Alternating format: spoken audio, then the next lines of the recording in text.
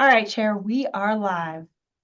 Thank you, Ms. Jones. I will now call the, September 11th, 2024 meeting of the Nevada Sentencing Commission's Misdemeanor Subcommittee to order. Good afternoon. Nice to see all of you. And welcome to those of you who are viewing by the Department of Sentencing Policy's YouTube channel. This is our fourth meeting of the 23-25 meeting cycle. I will now ask Director Powers to take the roll, please. Thank you, Chair. John Arascata.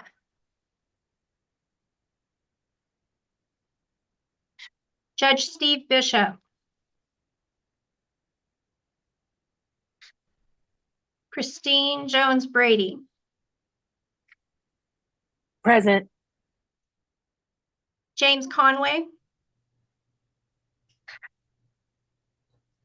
Chief Judge Cruz. Wes Duncan. Here. Jack Esslinger. Here. Nick Graham.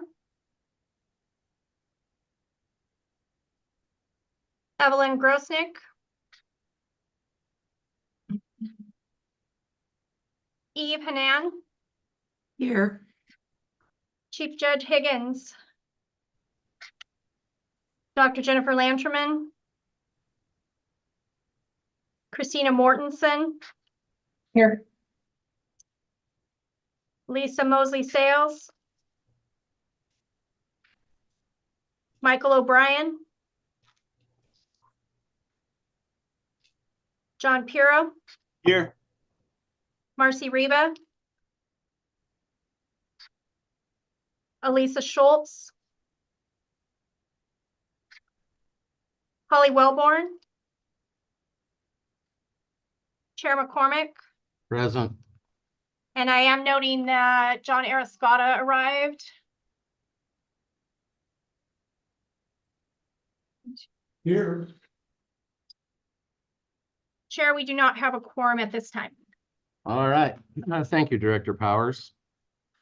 We will now move on to agenda item 2, which is the first period of public comment.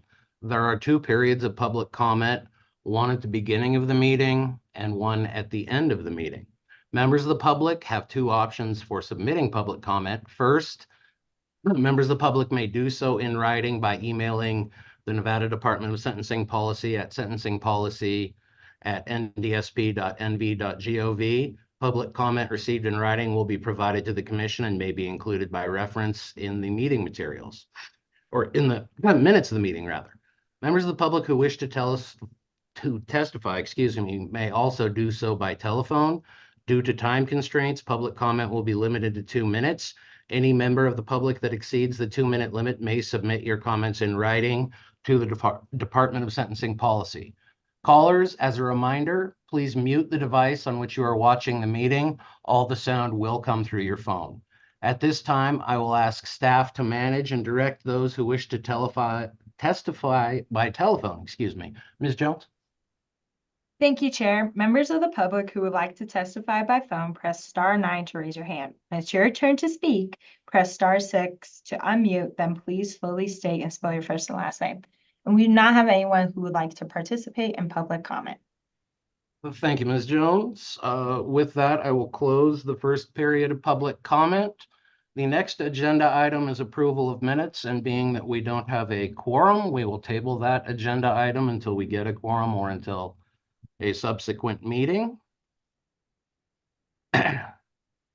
Which then brings us to item number 4 on the agenda, which is review of the Public Defender Advocacy Academic Group's memo on classification. And that was provided to you in the meeting materials by NDSP. And if you don't mind, Professor, I would ask you to run us through that. Sure, but just as a point of hi, how's everyone? Good afternoon. Does it make sense to do it without a quorum and without the full group? I'm happy to talk about it, but I assume we're going to have to talk about it again when we have quorum at some point, depending. So let me pull it up here. The main idea, of course, is from our group was an interested in, it's twofold really. One is increasing some gradations of the type of offense, including some offenses which don't carry any jail time and some which carry less jail time. One benefit of this is that it creates a situation where the public as well has some confidence in the fact that there's a difference between, a battery, which can, as a 6-month sentence, and some sort of offense which is more regulatory, much less serious in the public's mind. So I think it's a little bit more intuitive for people. I've often found, especially in the misdemeanor clinic, representing people who had, say, contracted without a license or something like that at a very low level, a handyman who accidentally went over $1,000. They thought it would be a less extensive job, and it ended up being 1,200 or something like that, right? So that person is very surprised to learn that it's considered a crime carrying a 6-month jail sentence. It also creates more flexibility, both for charging decisions and for bargaining, and reflects the direction that some states are going to. So we went back and forth on different ways in which this could be graded, if there were different buckets from the 6-month down, looking at other states, and ultimately set on this, but I think there was flexibility within our group on what and how many categories there would be. So that's I guess I'd say that first, and then I'm happy to go through some of the details here. I'm actually pulling up a draft, but I want to pull up the one that was circulated because I'm a little worried that the draft I'm looking at right now was not the final one. So while I pull that up, if there are any questions about it, or if Chair, you'd like to say anything about it, that'd be great. Well, no, I think pursuant to the discussion, sorry,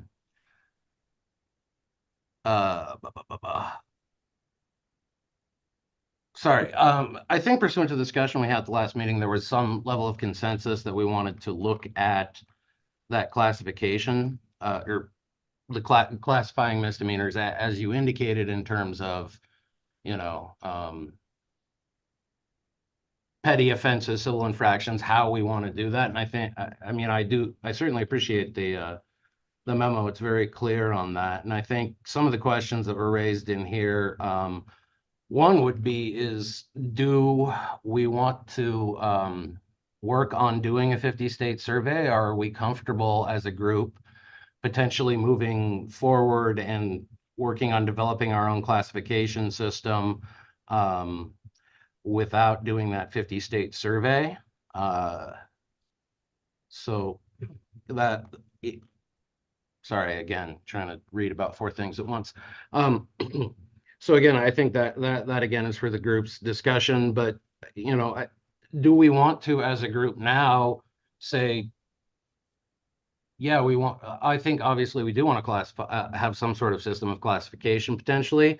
But do we want to have a working group to work on doing that classification, or are we comfortable with, splitting it into regular misdemeanors, petty offenses, that sort of approach here?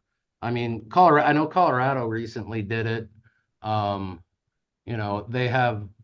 They've got petty and then misdemeanors, and I'm sorry.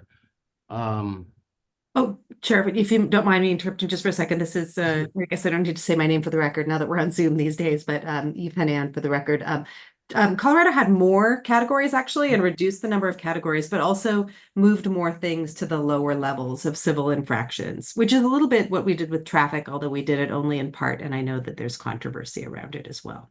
Yeah, there's still some growing pains, shall we say, with the Civil Traffic Initiative. So again, like I don't think I know what the right thing to do is, and I'm looking for other people's input on how we want to go about setting up that classification. I mean, do we want to work based off this memo? Do we want to, kind of set up a separate working group to do that? What are people comfortable with in terms of level of offenses, jail maxes, all that kind of stuff? I think we have to get some sort of framework could at least be talking or thinking about some sort of framework before we can sort of proceed on this. And then, you know, obviously we'll also have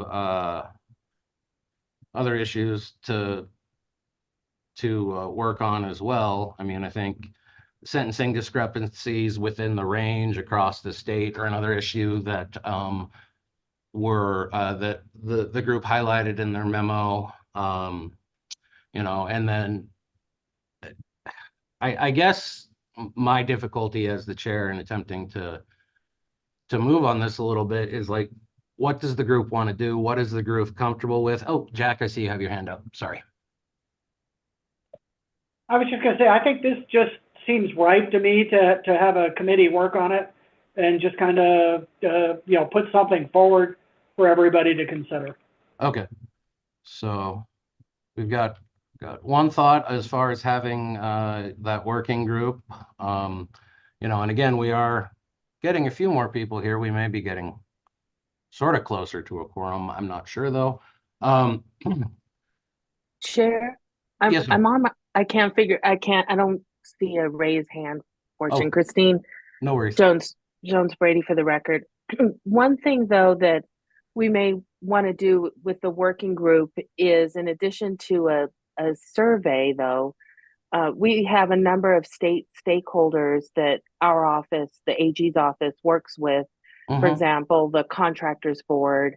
And from a consumer protection issue, there are a lot of people in Nevada who are suffering large damage, you know, amounts of money, stolen money theft, as a result of people working without a contractor's license. So there are a number of stakeholders that we'd want to consult, I think, on any number of matters that give me pause to just say that we would recommend this without getting their input.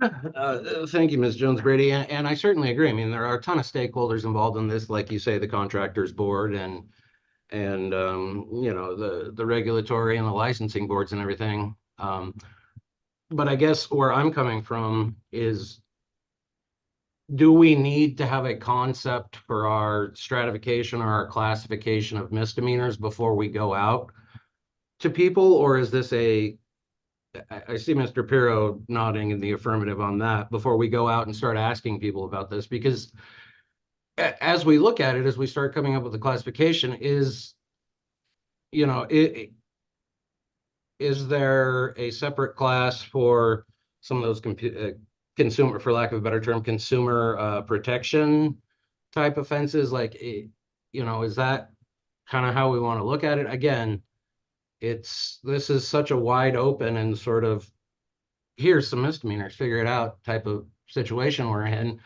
that, you know, I don't want to get our cart in front of the horse, nor do I want us to go out and start, you know, engaging with the stakeholders, which obviously we're going to need to do, without sort of having a few ducks in a row. So I would throw that out to the group as far as for comment. Professor, you have your hand up? Yeah, thank you. As soon as Ms. Brady said that, I was like, yeah, I did pick the worst example there because it involves a regulatory board and other interests. You know, and you could imagine something like that, perhaps, you know, having more to do with the amount, like maybe the severity of the crime would be tied to the amount. You know, was it a handyman, or was it, you know, a large contractor defrauding someone or something like that? The amount of the work or the amount of money. But to me, it seems like without quorum here, just a thought about this would be if we could get a sense in general without a vote about whether folks want more information about what other states are doing, because that would be a different thing versus you know, we'd be comfortable with something like this, and maybe we just wait until the next meeting to vote or see if there's going to be more discussion of it with the folks who couldn't make it today. And I did hear from Miss Mosley, who is not going to be able to attend today, but of course is very invested in the conversation as well. Right, obviously, and I share the same concerns. I don't want to exclude anyone from the conversation here, certainly, but I also don't want to waste everybody's time and say, we had a meeting and didn't really do anything. So that's what personally I'm struggling with. You know, is it like, I'd like to open up for discussion. Does the group, are we comfortable putting together a work group to start working on a Nevada classification system? Or do we want to look to obtain more information, i.e. 50 state survey, that kind of thing, to echo what the professor said? Anybody? John, this is John Scott. I'm comfortable, and I know we can't do it today, we don't have a forum, but to consider it the next agenda, creating a committee, a subcommittee with differing interests, with judges, defenders, prosecutors, etc. And then just start shoeboxing the various misdemeanors into different categories and try and figure it out. And then bring in the other interests, as Ms. Jones Brady raised, as we get to that. But right now, I mean, what we did as a misdemeanor group, or I should say what Professor Hanan did as a misdemeanor group, is really put together our thoughts or our suggestions. And if we're going to go forward, I think you need to have a more diverse subcommittee that then begins shoeboxing all these different misdemeanors into the petty and the mid-level and the higher level, etc. Yeah, thank you, Mr. Scott. I can certainly see that. And I think, I raise this even before we start putting misdemeanors in various categories. Do we need to take the step back and develop what the categories are? Do we want to agree on that first? Like regular misdemeanor, class B misdemeanor, petty offense, whatever those are, is that the first endeavor? To do that, and then do we do that through a working group or subcommittee or whatever we want to call it? So, and again, without a quorum here, I don't know that anybody's real excited about pushing forward a lot of decisions without all the interests currently in the committee, being considered. So, again, like, I don't want us to feel like we're just sitting here spinning our wheels or anything, but also at the same time, I don't want to be exclusionary or do a disservice to the group by moving forward without considering everybody's input. So I mean, we could potentially call for volunteers to be on that working group. And Director Powers, maybe you can help me out here. Do we need to vote to create a working group, or can we do that sort of consensus-y? You can do that consensus. You won't have to have a vote for the working group. Okay, so we could sort of create that, say, yes, we want a working group and we want a diverse working group with various stakeholders, and then ask for volunteers, and then potentially ask NDSP to follow up on that. Is that where we want to go here? I see a lot of yeses.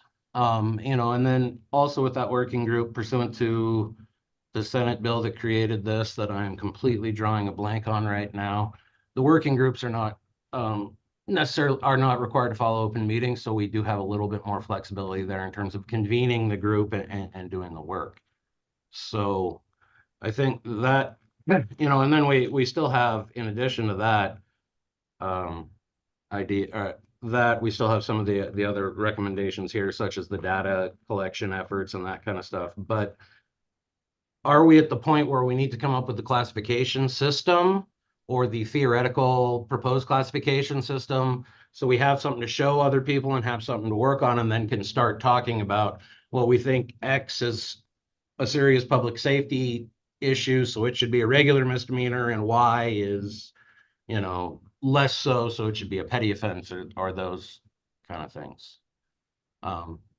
So, and again, without a quorum and not wanting to necessarily be exclusionary, I would think that, are people comfortable volunteering to be on the work group now? And then we'll solicit additional participation. And I can't tell you how much I appreciate you, John and Jack, with your affirmative head nodding. It makes me feel like I'm not just talking into a vacuum. So yeah, like, who wants to be on the working group to come up with that?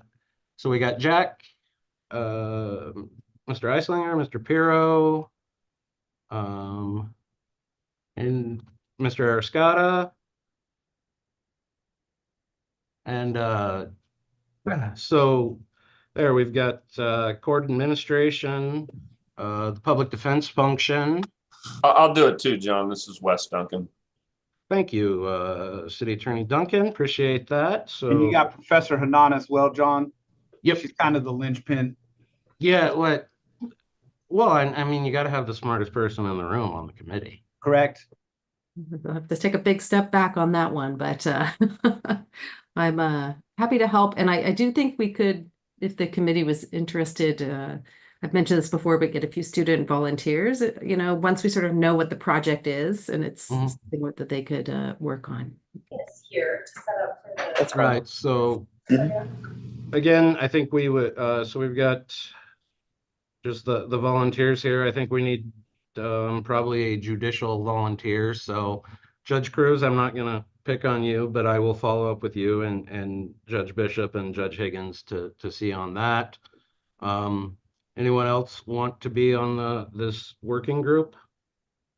So John, this is Judge Cruz. Hopefully you can hear me. Sorry, I have you guys going through my car as I'm trying to get from one location together. I apologize for lateness. Normally I would jump in on this, but I am just worried that with what is going on with me, considering there's this thing called a general election coming up, that I would not be probably as productive as I normally would be on a working group. So I think you're going to be better served with getting Judge Higgins possibly. I volunteer Judge Higgins as tribute.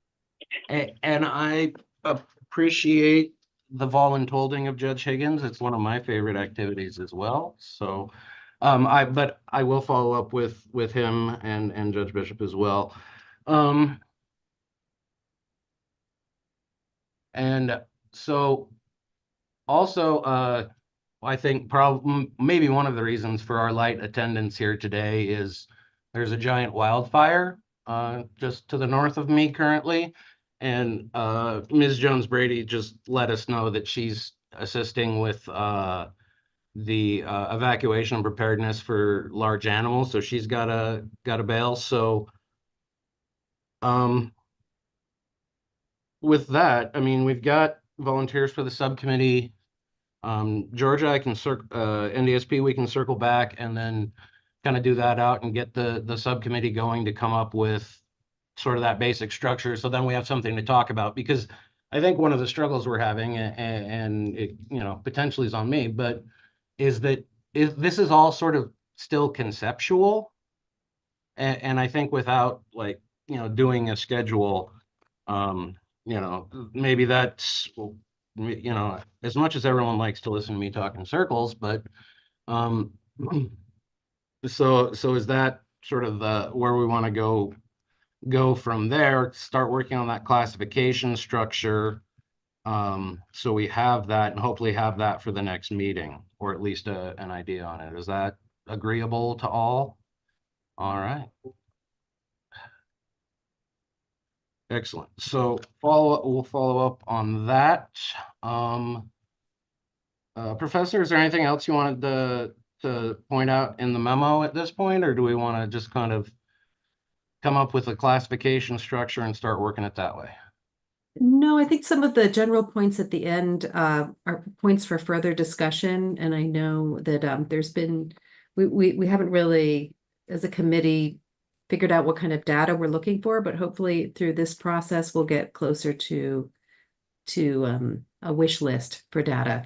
Right. And, you know, I mean, we do have some data, like the AOC that has all the aggregate on misdemeanors, et cetera, in this attractive publication. You know, any chance I have to show off the annual report. So we do have some of that aggregate data, but I think as we develop the classification system, does that then inform the data we need to know what we need to classify? Because if everybody on the committee thinks that, oh, I don't know, walking on and damaging grass on state property pursuant to NRS 331.200 subsection E, in case anyone cares, it is perhaps the most egregious misdemeanor offense in the state, you know, so on that, but I don't believe it's probably been charged very often. And I'm not making that up, so it's an actual misdemeanor. So again, like, I don't want to waste people's time this afternoon if we're going to proceed with the working group to come up with sort of the draft box to start putting the boxes in, to follow on with Mr. Ariscotta's box analogy. You know, is that sufficient for today? Yeah, all right. Cool, well then, I will follow up with NDSP and then everybody else on getting this sort of the working group going. So I think with that, that we can sort of move on to agenda item 5, which is the data list. And again, that's sort of what we just talked about, is that we don't know what we want to know until we know what we want to do. So we know what we want to know about what we want to do. I don't know. That didn't make any sense, but anyways, and then so that obviously is kind of bleeding here into 6, which is working group creation. And just to go over, I've got Mr. Eislinger, Mr. Eilert, Jack, I can talk, Mr. Piro, Mr. Ariscotta, Mr. Duncan, Professor Hanan, excuse me, and then potentially Judge Higgins. Anybody else we need on that group? Lisa Smith Mosley, most likely. That is excellent. Thank you, John. All right, cool. Well, we'll follow up there and then get something set on that, and we'll do it. We've got about a month and 7 days until the next meeting, so I will reach out this week to try to get that going, if that works. And then yeah, so anything else that the group thinks we need to discuss today, or do we just need to actually push and get some going? All right. With that, brings us to agenda item 7, potential topics for a future meeting. I think that's what we've been doing. Next meeting is October 18th, and then subsequent is November 22nd. That's reflected on the agenda, which will then bring us to agenda item 8, which is the second period of public comment. And people who wish to participate during the meeting may do so by providing the comment in writing or by telephone. To provide testimony during this period of public comment by phone, you can call any time. And so I'll ask Ms. Jones if we have anybody who wants to comment. There is no one who wishes to comment. I appreciate that. Thank you. With that, we will move on to agenda item 9, which is adjournment. And I appreciate everybody showing up today. And like I said, we'll reach out this week and see about getting that meeting going so we can start coming up with a structure. I would point out in your materials, there is, sorry, one more thing. I put together, I think after our last meeting, there's just some information, some high-level information on the current misdemeanor classification structure, as well as a listing of the traffic offenses that stayed criminal, and then also a list of the enhanceable misdemeanors in terms of either, if you commit it more than once within a certain period of time, or commit the offense within certain circumstances, the penalty can be enhanced.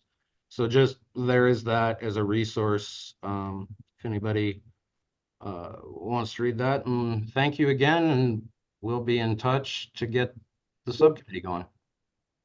Thank you, John. Thank you.